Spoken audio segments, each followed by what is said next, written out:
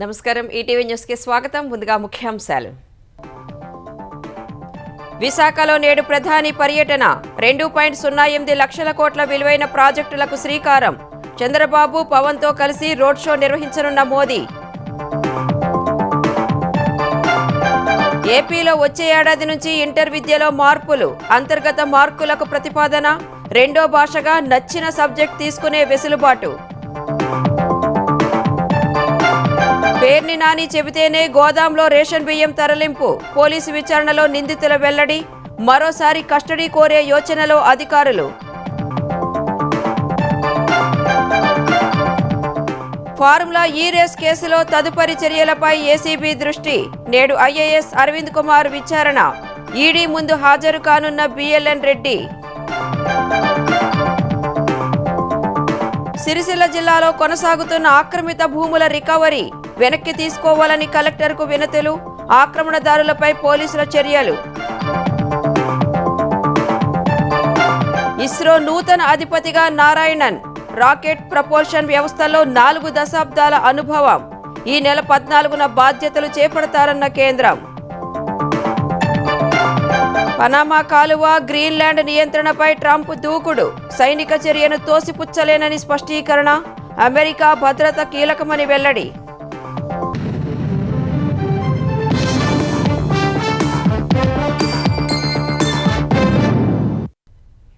విశాఖపట్నంలో 2 లక్షల కోట్ల విలువైన అభివృద్ధి కార్యక్రమాలకు ప్రధాని నరేంద్ర మోదీ నేడు శ్రీకారం చుట్టనున్నారు. Railway zone, green hydrogen hub, పారిశ్రామిక హబ్, బల్క్ డ్రగ్ పార్కులకు మోదీ శంకుస్థాపన చేయనున్నారు. ముఖ్యమంత్రి చంద్రబాబు, ఉప ముఖ్యమంత్రి పవన్ కళ్యాణ్తో కలిసి భారీ రోడ్ షో చేయనున్నారు. ప్రధాని పర్యటన నేపథ్యంలో ఏపీ సర్కార్ విస్తృత ఏర్పాట్లు చేయగా పోలీసుల భద్రత కట్టుదిట్టం చేశారు. విశాఖపట్నంలో నేడు ప్రధాని నరేంద్ర మోదీ పర్యటించనున్నారు. మూడోసారి ప్రధానిగా ఎన్నికైన తర్వాత తొలిసారి ఆంధ్రప్రదేశ్కొస్తున్న మోదీ ఈ పర్యటనలో విశాఖ రైల్వే జోన్ కు శంకుస్థాపన చేయనున్నారు. సాయంత్రం 4:15 ప్రత్యేక విమానంలో ఐఎన్ఎస్ డేగాకు ప్రధాని మోదీ చేరుకుంటారు. అక్కడ ప్రధానికి సీఎం, డిప్యూటీ సీఎం స్వాగతం పలకనున్నారు. 4:45 సిరిపురం కూడలి నుంచి ఏయూ ఇంజనీరింగ్ కళాశాల మైదానం వరకు ముగ్గురు నాయకులు కలిసి భారీ రోడ్ షో నిర్వహిస్తారు. సాయంత్రం 5:30 నుంచి 6:45 వరకు సభ జరగనుంది. ఇదే వేదికపై నుంచి వర్చువల్ విధానంలో వివిధ పథకాలకు ప్రధాని మోదీ శంకుస్థాపన, ప్రారంభోత్సవాలు చేయనున్నారు. అనకాపల్లి జిల్లా పూడిమడకలో 1.85 లక్షల కోట్ల పెట్టుబడితో 1200 ఎకరాల్లో నిర్మించనున్న NTPC integrated green hydrogen hub కు భూమి పూజ చేస్తారు. 1500 కోట్లతో ఏర్పాటు చేయనున్న కృష్ణపట్నం పారిశ్రామిక హబ్, 1800 కోట్లతో నక్కపల్లిలో ఏర్పాటు చేయనున్న బల్క్ డ్రగ్ పార్క్ సహా పలు ప్రాజెక్టులకు శంకుస్థాపన చేస్తారు. తర్వాత బహిరంగ సభలో పాల్గొంటారు. విశాఖ,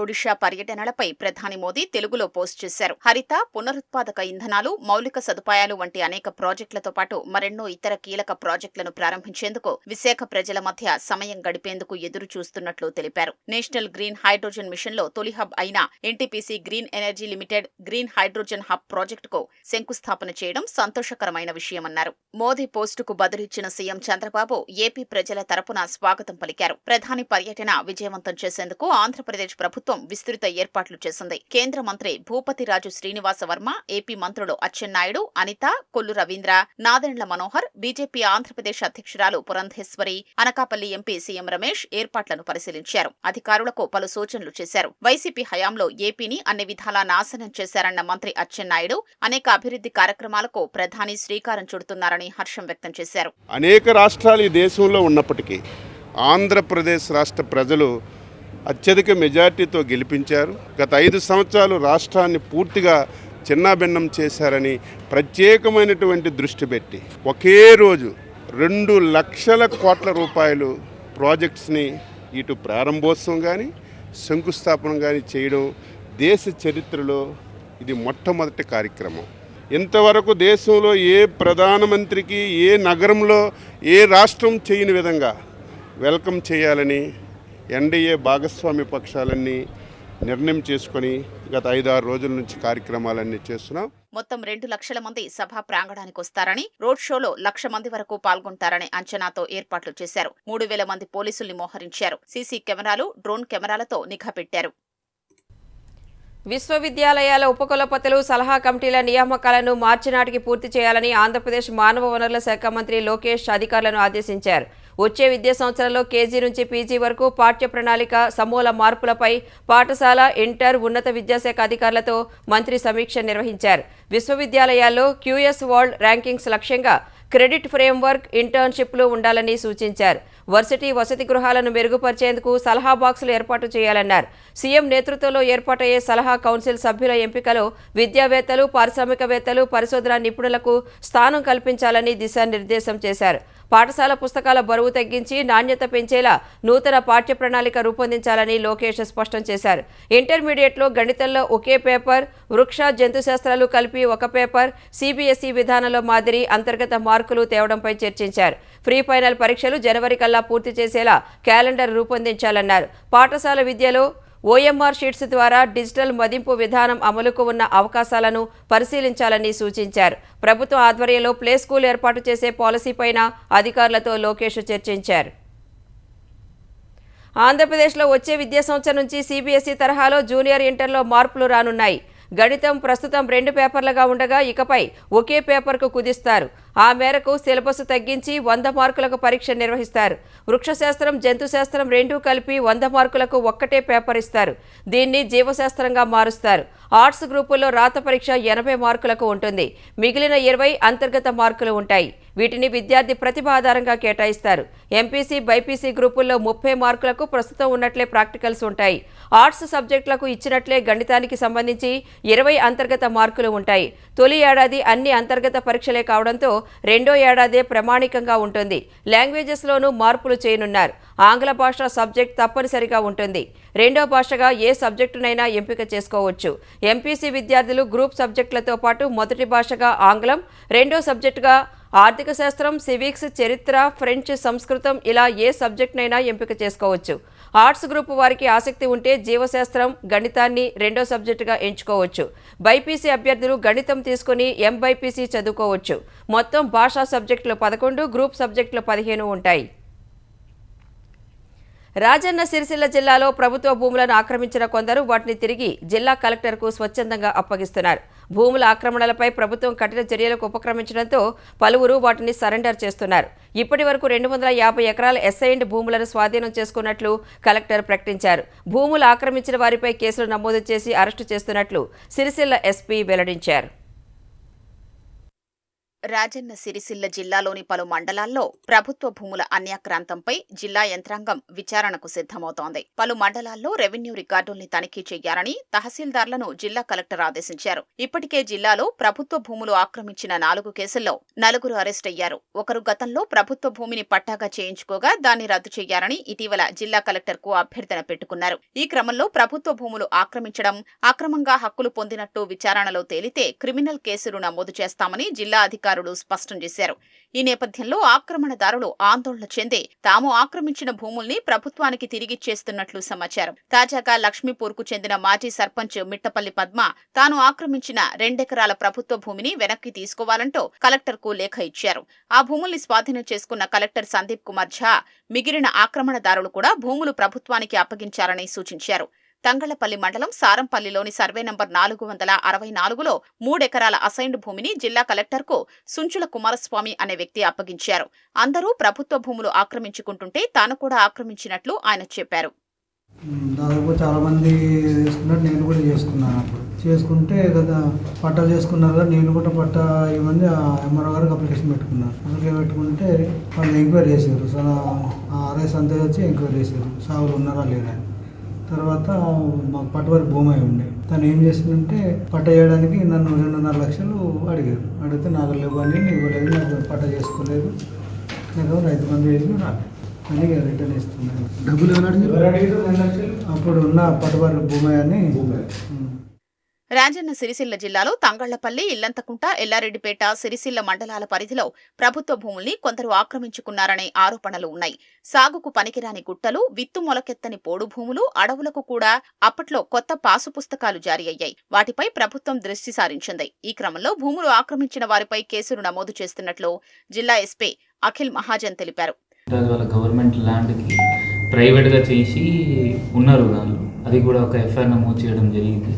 ఇప్పుడు అది కూడా రిమాండ్ ఇన్ ప్రాసెస్ ఉంది. రిమాండ్ పంపిస్తున్నాము. ఒక tax chairman Koduri Bhaskar so అతని పైన కూడా కేసు నమోదు. అతను కూడా ఇప్పుడు అరెస్ట్ ప్రొసీడింగ్స్ నడుస్తుంది.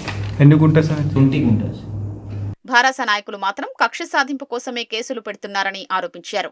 కేసులకు భయపడొద్దని, కేసులు ఎదుర్కొనేందుకు ప్రత్యేకంగా న్యాయవాదుల్ని నియమించినట్లు చెప్తున్నారు.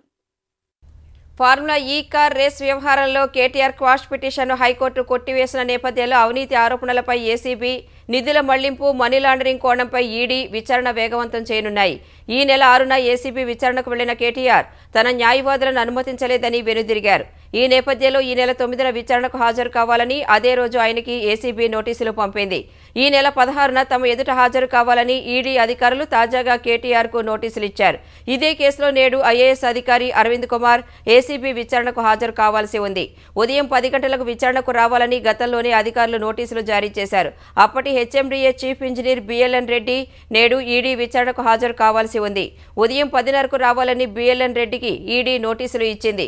మరోవైపు ఏసీబీ నమోదు చేసిన కేసులో A1గా ఉన్న కేటీఆర్ హైకోర్టు తీర్పును సవాలు చేస్తూ సుప్రీంకోర్టులో వేసిన పిటిషన్పై నేడు లేదా రేపు విచారణ జరిగే అవకాశం ఉంది. కేటీఆర్ తప్పు చేయకపోతే విచారణకు హాజరై నిజాయితీ నిరూపించుకోకుండా కోర్టులకు వెళ్లాల్సిన అవసరం ఏంటని తెలంగాణ రెవెన్యూ శాఖ మంత్రి పొంగులేటి శ్రీనివాసరెడ్డి ప్రశ్నించారు. ఫార్ములా ఈ కార్ రేసులో దేశం దాటిన డబ్బులు ఎక్కడికి వెళ్లాయో తేలాలని, ఆ సొమ్ము తిరిగి బీఆర్ఎస్కే చేరి ఉండొచ్చని పొంగులేటి అనుమానం వ్యక్తం చేశారు. మీడియాతో ఇష్టాగోష్ఠిగా మాట్లాడిన మంత్రి జాతీయ పార్టీలకు లేనంత స్థాయిలో బాండ్లు బీఆర్ఎస్కు ఎలా వచ్చాయని ప్రశ్నించారు. కాంగ్రెస్ పార్టీకి బాండ్లు వచ్చినప్పుడు బీఆర్ఎస్ ప్రభుత్వమే ఉందన్నారు. కేసుల వెనుక రాజకీయ ప్రయోజనాలు, కక్షపూరిత ఆలోచనలు లేవన్నారు. సిరిసిల్ల జిల్లాలో 2000 ఎకరాల అవకతవకలు జరిగినట్లు తెలుస్తోందని, దీనిపై 2-3 రోజుల్లో నివేదిక వస్తుందని మంత్రి పొంగులేటి శ్రీనివాసరెడ్డి చెప్పారు. కొత్తగా మంత్రి పదవి వచ్చిన పొంగులేటి శ్రీనివాసరెడ్డి ఆగలేకపోతున్నారని కేటీఆర్ మండిపడ్డారు. క్వాష్ పిటిషన్ను హైకోర్టు కొట్టివేయడం, మంత్రుల వ్యాఖ్యలపై నిన్న నందినగర్ నివాసం వద్ద ఆయన స్పందించారు. క్వాష్ పిటిషన్ కొట్టివేస్తేనే తనకు ఉరిశిక్ష వేసినట్లు మంత్రులు సంతోషపడుతున్నారని ఎద్దేవా చేశారు. ఇది ఆరంభం మాత్రమేనని, 4 ఏళ్లలో ఇంకా చాలా కేసులు వస్తాయని, వాటిని ఎదుర్కొంటామని కేటీఆర్ తెలిపారు. కొంతమంది మంత్రులు అయితే వాళ్ళే న్యాయమూర్తులు అయిపోతున్నారు, వాళ్ళే శిక్షలు వేస్తున్నారు, వాళ్ళే చెప్పేస్తున్నారు నెక్స్ట్ ఏం జరగబోతుంది, ఇదేమైతుంది, అదేమైతుంది. వాళ్ళకి నేను చెప్తా ఉన్నా, ట్రయల్ మీడియాలో జరగదు, ట్రయల్ సెక్రటేరియట్లో జరగదు, ట్రయల్ మంత్రుల పేషీల్లో జరగదు, ట్రయల్ న్యాయస్థానాల్లోనే జరుగుతుంది. కొత్తగా మంత్రి పదవి వచ్చింది, ఆగబట్టుకోలేకపోతున్నాడు. అన్ని బయటకు వస్తాయి బ్రదర్. ఎవలోల దగ్గర రియల్ ఎస్టేట్ ప్రాజెక్టులు గుంజుకుంటుండు, ఏ భూములు 30-40% రాయించుకుంటుండు. టైం వస్తుంది, ప్రతిదానికి టైం వస్తుంది, ఎగిరిత పడద్దు. మాజీ మంత్రి పేర్ని నాని భరోసాతోనే తాము రేషన్ బియ్యం తరలించామని రేషన్ బియ్యం మాయం కేసులో అరెస్టైన నిందితులు పోలీసులకు తెలిపారు. పేర్ని నాని కుటుంబ సభ్యుల గోదాంలో రేషన్ బియ్యం మాయం కేసులో అరెస్టైన గోదాం మేనేజర్, లారీ డ్రైవర్ బొట్ల మంగారావు, రైస్ మిల్లర్ ఆంజనేయులను కోర్టు అనుమతితో పోలీసులు ఒకరోజు కస్టడీకి తీసుకున్నారు. మంగళవారం ఉదయం 10 నుంచి సాయంత్రం 5 గంటల వరకు బందరు తాలూకా పోలీస్ స్టేషన్లో విచారించారు. బ్యాంకు లావాదేవీలు, బియ్యం ఎక్కడికి తరలించారు, ఎప్పుడెప్పుడు తరలించారు, ఇంకా ఎవరైనా పాత్రదారులు ఉన్నారా అనే కోణాల్లో ప్రశ్నించినట్లు సమాచారం. కొన్నింటికి సమాధానాలు చెప్పిన నిందితులు ఎక్కువ ప్రశ్నలకు తెలియదని చెప్పారు. పేర్ని నాని సూచన మేరకే చేశామని చెప్పినట్లు తెలుస్తోంది. పేర్ని నాని భార్య జయసుధను ఈ నెల 1న పోలీసులు విచారించగా తమకు తెలియకుండానే గోదాం మేనేజర్ మానస్ తేజ బియ్యం పక్కదారి పట్టించారని చెప్పారు. ఒకరోజు కస్టడీ ముగియడంతో నిన్న సాయంత్రం నిందితులను న్యాయాధికారి ముందు హాజరుపరిచి బందర్ సబ్ జైలుకు తరలించారు. ముఖ్యమైన అంశాలపై విచారణకు మళ్లీ కస్టడీ కోరతామని పోలీసులు తెలిపారు. వ్యవసాయ విద్యుత్ కనెక్షన్లకు స్మార్ట్ మీటర్లు ఏర్పాటు చేయాలనే ప్రతిపాదనను ఉపసంహరించుకుంటున్నట్లు ఆంధ్రప్రదేశ్ విద్యుత్ నియంత్రణ మండలి ఏపీఈఆర్సీ చైర్మన్ ఠాకూర్ రామ్ సింగ్ వెల్లడించారు. గృహాలు, వాణిజ్య సంస్థలు, పరిశ్రమలకు స్మార్ట్ మీటర్లు ఏర్పాటు ఖర్చును ప్రజల నుంచి వసూలు చేయబోమన్నారు. 2025-26 ఆర్థిక సంవత్సరానికి సంబంధించిన డిస్కమ్ల వార్షిక ఆదాయ అవసరాల నివేదిక, టారిఫ్ ప్రతిపాదనలపై విజయవాడలోని ఏ కన్వెన్షన్ సెంటర్లో కమిషన్ మంగళవారం బహిరంగ విచారణ చేపట్టింది. ఈ సందర్భంగా రాజకీయ పార్టీలు, భాగస్వామ్య పక్షాలు అభిప్రాయాలు వెల్లడించాయి. ఇంధన సర్దుబాటు ఛార్జీల వసూలుకు డిస్కమ్లకు అనుమతినిస్తూ కమిషన్ ఇచ్చిన ఉత్తర్వులతో ప్రజలపై వేల కోట్ల భారం పడుతుందని ప్రజా సంఘాలు తెలిపాయి. ఆ ప్రతిపాదనలను ఉపసంహరించుకోవాలని సిపిఐ, సిపిఎం, వైసీపీ నేతలు వినతి పత్రాలు అందించారు. సెకీ విద్యుత్ భారంగా మారనుందని, ఆ ఒప్పందాన్ని రద్దు చేయాలని వివిధ ప్రజా సంఘాల నేతలు డిమాండ్ చేశారు. ఆ అమెరికాలో ఫెడరల్ బ్యూరో ఆఫ్ ఇన్వెస్టిగేషన్ వాళ్ళ దర్యాప్తులో తేలింది 1750 కోట్ల రూపాయలు జగన్మోహన్ రెడ్డి ముఖ్యమంత్రిగా ఉన్నప్పుడు ఇక్కడ లంచాలు ఇచ్చారు. ఆ లంచాలు ఇచ్చే అదానితో అగ్రిమెంట్ చేసుకున్నారు. దీని ఫలితంగా 25 ఏళ్ల పాటు ఈ అగ్రిమెంట్ వల్ల 1,10,000 కోట్ల రూపాయల అదనపు భారం కన్జ్యూమర్స్ పైన పడతా ఉంది అని నేను ఇవాళ ప్రభుత్వాన్ని అడుగుతా ఉన్నా. మీరు దానిపైన ఎందుకు మాట్లాడరు? ఏపీఆర్సీ వారిని అడుగుతా ఉన్నా. అలాంటి కరప్ట్ అగ్రిమెంట్కి, అదానితో జరిగిన సెక్కీతో జరిగిన ఈ అగ్రిమెంట్కి ఏ రకంగా మీరు కన్సెంట్ ఇచ్చారు? మీరు కన్జ్యూమర్ వైపా లేదా కరప్ట్ పర్సన్స్ వైపా? వైఎస్ఆర్ జిల్లా సీకే దిన్నె మండలంలో సజ్జల రామకృష్ణారెడ్డి కుటుంబ సభ్యుల భూముల్లో 42 ఎకరాల అటవీ భూములు ఉన్నాయనే ఆరోపణలపై జాయింట్ కలెక్టర్ అతిథి సింగ్, రెవెన్యూ, అటవీ శాఖ అధికారులు సర్వే నిర్వహించారు. 4 రోజుల నుంచి సర్వే చేస్తున్న అటవీ శాఖ అధికారులు సరైన నివేదికను జిల్లా అధికారులకు అందించలేదు. భూముల ఆక్రమణపై సర్వే చేయడానికి సరైన వసతులు, సామగ్రి అందుబాటులో లేవని అటవీ శాఖ జిల్లా అధికారులకు నివేదించింది. తప్పును కప్పిపుచ్చుకోవడానికి అటవీ శాఖ అధికారులు ఇలాంటి పన్నాగాలు పన్నుతున్నారని జిల్లా కలెక్టర్ ఆగ్రహం వ్యక్తం చేశారు. మరోసారి భూములు పరిశీలించాలని జాయింట్ కలెక్టర్ను ఆదేశించారు. నిన్న సజ్జల భూముల్లోకి వెళ్లిన జేసీ అతిథి సింగ్ అటవీ భూమి ఎంత అనే దానిపై రెవెన్యూ, అటవీ అధికారులను ఆరా తీశారు. సమగ్రంగా సర్వే చేసేందుకు ప్రత్యేక బృందాలను జేసీ నియమించారు. 42 ఎకరాల అటవీ భూమి కాదని తేలితే ఆ భూమిని రెవెన్యూ శాఖ స్వాధీనం చేసుకుంటుందని జిల్లా యంత్రాంగం స్పష్టం చేసింది. ఆక్రమిత భూములపై విచారణకు ఉప ముఖ్యమంత్రి పవన్ కళ్యాణ్ ఆదేశించడంతో రెవెన్యూ యంత్రాంగం 5 రోజుల నుంచి మల్లగుల్లాలు పడుతోంది. అటవీ శాఖ అధికారులు సర్వే చేయకుండా చేతులెత్తేస్తున్నారని విమర్శలు వినిపిస్తున్నాయి. కృత్రిమ మేధ, ఆధునిక సాంకేతికతకు హైదరాబాద్ అంతర్జాతీయ హబ్గా వృద్ధి చెందుతోందని తెలంగాణ ఐటీ పరిశ్రమల శాఖ మంత్రి శ్రీధర్ బాబు చెప్పారు. ప్రతిభ కలిగిన యువత, మంచి మౌలిక వసతులు అందుబాటులో ఉన్నాయని, అందుకే కొత్త సంస్థలు హైదరాబాద్లో పెట్టుబడులు పెట్టేందుకు ఆసక్తి చూపిస్తున్నాయని తెలిపారు. AI services, cloud computing, data డెలివరీలో ప్రముఖ కంపెనీల్లో ఒకటైన డేటా ఎకానమీ సంస్థ కొత్త వర్క్ స్టేషన్ను మంత్రి హైదరాబాద్లో ప్రారంభించారు. సంస్థ విస్తరణకు ప్రభుత్వం నుంచి సాయం అందిస్తామని హామీ ఇచ్చారు. ద్వితీయ, తృతీయ శ్రేణి నగరాలకు సాఫ్ట్వేర్ సంస్థలు విస్తరించాలని శ్రీధర్ బాబు సూచించారు. వచ్చే ఏడాది చివరి నాటికి హైదరాబాద్లో మరో 500 మంది కొత్త ఉద్యోగులను నియమిస్తామని డేటా ఎకానమీ సంస్థ ప్రతినిధులు మంత్రికి వివరించారు. హైదరాబాద్ అంబర్పేటలోని బతుకమ్మ కుంట పునరుద్ధరణపై హైడ్రాకు అనుకూలంగా హైకోర్టు తీర్పు ఇచ్చింది. బతుకమ్మ కుంట స్థలం తమదంటూ ఎడ్ల సుధాకర్ రెడ్డి దాఖలు చేసిన పిటిషన్ను హైకోర్టు కొట్టివేసింది. హైడ్రా చర్యలు సరైనవేనని హైకోర్టు స్పష్టం చేసింది. బతుకమ్మ కుంటను పునరుద్ధరించాలని గతేడాది కాంగ్రెస్ నేత వి హనుమంతరావు హైడ్రాను సంప్రదించారు. సంబంధిత పత్రాలను అందజేశారు. గతేడాది నవంబర్ 13న బతుకమ్మ కుంటను సందర్శించిన హైడ్రా కమిషనర్ రంగనాథ్ తక్షణమే పునరుద్ధరణ పనులు చేపట్టాలని ఆదేశించారు. హైడ్రా సిబ్బంది బతుకమ్మ కుంటలోని ముళ్ల పొదలను తొలగించారు. హైడ్రా చర్యలపై ఎడ్ల సుధాకర్ రెడ్డి మరుసటి రోజు పిటిషన్ వేయగా హైకోర్టు స్టే ఇచ్చింది.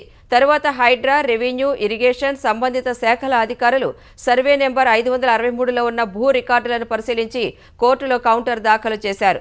వాదనలు విన్న న్యాయమూర్తి justice CV Bhaskar Reddy petitioner Edla Sudhakar రెడ్డికి ఈ భూమిపై ఎలాంటి హక్కు లేదని తీర్పు చెప్పారు. అది బతుకమ్మ కుంటగానే నిర్ధారించారు.